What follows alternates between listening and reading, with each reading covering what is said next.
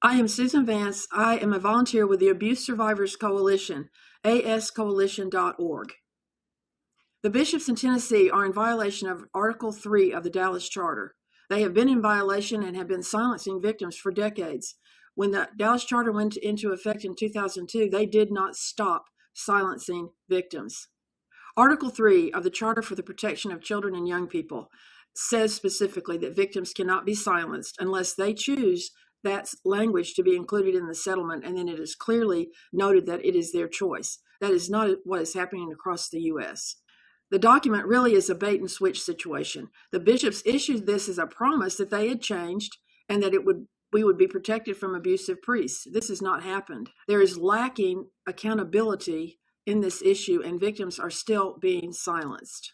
Who is watching the Catholic bishops? The USCCB hired auditing firms since 2003.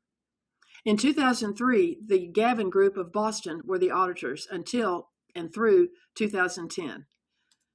2011 to the present has been the Stonebridge Business Partners. These are the two groups that for the last 24 or so years are supposed to be auditing the Catholic bishops.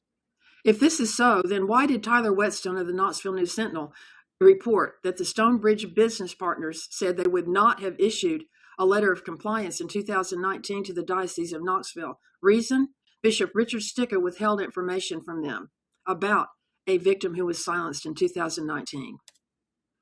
Immediately, Bishop Beckman, after Mr. Whetstone's article came out, issued a statement that he would not seek or enforce NDAs.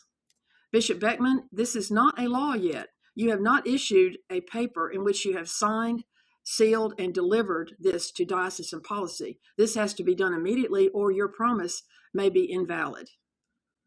A landmark ruling in Williamson County, Tennessee, is reported in the Nashville Tennessean. Angela Latham has a wonderful article which you must read to understand that a new day is dawning in Tennessee in which victims are going to be allowed to speak. We'll do more on this later. The three bishops of the state of Tennessee have a lot of explaining to do.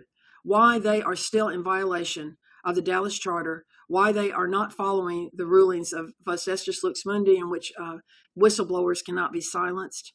This is an important issue that must be dealt with immediately. The bishops are meeting in Orlando, Florida today and for the next few days, and they intend to revise the Dallas Charter. We'll give you an update on this in later videos. Thank you and stay tuned.